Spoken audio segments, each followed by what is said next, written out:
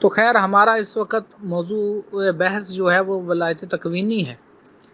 تو یہ کتب الکتاب سے نیچے جب یہ ورکنگ شروع ہوتی ہے تو جو ابدال ہیں ان تک آرڈر آتا ہے، ابدال اس فارورڈ کرتے ہیں۔ ابدالوں کی آگے قسمیں ہیں، ممثل ابدال ہے، اور اس کے بعد ان کا کوچک ابدال ہوتا ہے، کسی حد تک اسے اب کتب کا درجہ کہہ سکتے ہیں۔ پھر ایسے غوث کی ورکنگ ہے، نیچے ایسے آرڈرز پورے کے پورے ایک پورے سسٹم کے تحت چلتے ہیں۔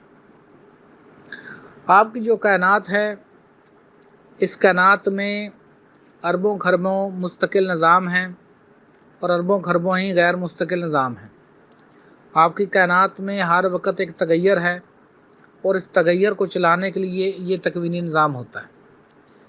بیسکلی اس کو سمجھنے کے لیے تو ایک چارٹ بنایا جائے، اور چارٹ میں پھر آپ کو یہ تمام چیزیں سٹیپ بائی سٹیپ سکھائی جائیں تو تبھی آپ سمجھ سکتے ہیں۔ لیکن کہتے ہیں عقل مند کے لیے اشارہ ہی کافی ہے۔ تو یہ تکوینی نظام کے بارے میں پوچھا گیا، تو یہ تکوینی نظام ایسے ورکنگ کرتا ہے، اور اس نظام کے اندر ہر چیز ہی ریٹرن میں ہے، اور ایک پراپر فائل سسٹم کے تحت یہ کام کیا جاتا ہے۔ جیسے جیسے آپ ترقی کریں گے آپ اس چیز کو سیکھتے جائیں گے، سمجھتے جائیں گے۔ لیکن یہاں پر صرف ایک شعر کو یاد رکھیے گا، غوث کتب سب اورے ریرے عاشق پہنچے نگیرے ہو، جتھے پہنچے عاشق اوتھے غوث نہ پاندے پھیرا ہو۔ اکثر آپ لوگوں نے یہ شعر سنا بھی ہے، لیکن اگر کوئی آپ سے یہ پوچھ لے اچھا جی یہ بتائیے یہ غوث کتب کہاں تک رہتے ہیں اور جو عاشق ہیں وہ کہاں اگیرے چلے جاتے ہیں، تو لوگ آئیں بائیں شائیں کرنا جواب دینا شروع کر دیتے ہیں۔ جیسے جیسے آپ آگے سمجھیں گے آپ کو یہ چیزوں کی سمجھ آ جاتی ہے۔ بیسکلی یہ جو کتب الکتاب یا خواجہ خواجگان یا یہ جو قلندر کا درجہ پانے والے لوگ ہوتے ہیں، ان کی رسائی ایک مخصوص عالم ہاہوت اور باہوت تک ہوتی ہے۔ ایک عالم رہ جاتا ہے، ایک ایسی کیفیت ہے وہ کہ وہ مسنگ ہوتی ہے۔ وہ صرف اسی انسان پر کھلتی ہے جو ایگزیکٹ عرفان خودی کا جام پیتا ہے۔ عرفان خودی کا جام پی کر وہ درجہ الگ ہے، لیکن ان کو ان تینوں درجوں میں ہی کوئی ایک درجہ دیا جاتا ہے۔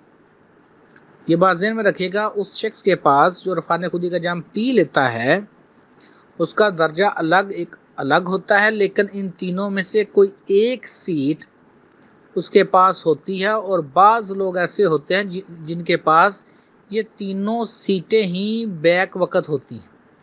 تکوینی نظام میں سب سے اوپر جو درجہ مانا گیا ہے ورکنگ کے لحاظ سے کتب الکتاب، خواجہ خواجگان اور قلندر کا درجہ ہے۔ جو بندہ ان درجوں پہلے یہ درجے ملتے ہیں، اس کے بعد انسان جام خودی ایک پی کر واپس آتا ہے، وہ پھر الگ ورکنگ ہوتی ہے۔ کچھ لوگ یہ سمجھتے ہیں کہ نہیں، پہلے وہ سارا کچھ نور بندہ لیتا ہے تو اس کے بعد وہ تکوینی نظام میں آتا ہے، جو کہ درست نہیں ہے۔ اگر تمام لوگ ہی پی ایچ ڈی کر لیں تو پھر کون بڑا رہ گیا کون چھوٹا رہ گیا، یہ بات ذہن میں رکھیے گا۔ آپ کی جو روح ہے، جو میری روح ہے، جو اشرف کی روح ہے، جو اسلم کی روح ہے، جب اپنے عین مین سورس میں چلی جائے، اس نور میں جا کر بتائیے کون سی روح رہ گئی، کس کی بڑی روح رہ گئی اور کس کی چھوٹی روح رہ گئی، یہ آپ نے مجھے بتانا ہے۔ میں اس پر کوئی کمنٹ خود سے نہیں کروں گا۔ میں یہ چاہتا ہوں کہ آپ لوگ خود بھی کچھ سوچیں اور سمجھیں کہ بیسکلی آپ کیا سن رہے ہیں اور کیا آپ کرنا چاہ رہے ہیں۔ ابھی جن کو مزید سٹیپ، اصل میں یہ چیز بڑی دیر کے بعد آپ اس کو صحیح طور پہ سمجھیں گے کہ یہ ساری ورکنگ ہوتی کیسے، تو مختصر بتا رہا ہوں۔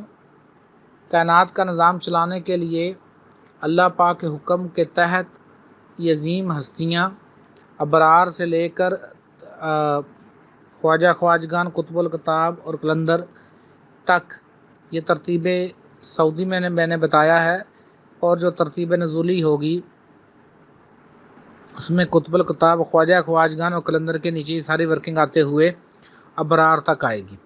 اب کوئی لوگ کسی کا درجہ اس میں بڑا لکھتے ہیں یا چھوٹا لکھتے ہیں، اب ان کی اپنی سوچ ہے۔ لیکن روحانی آنکھ نے ان کو اسی طرح دیکھا ہے اور بالکل ایسے ہی ورکنگ ہوتی ہوئی دیکھی۔ تو جو غوث کا درجہ ہے وہ ایک مدار تک ہے، قطب اس سے آگے تک چلا جاتا ہے، کوچے کا بدال بنتا ہے، پھر بدال کا شعور ایک آسمان تک ہوتا ہے۔ آگے یہ ساری ورکنگ ایک پروسیجر کے تحت ہوتی رہتی ہے۔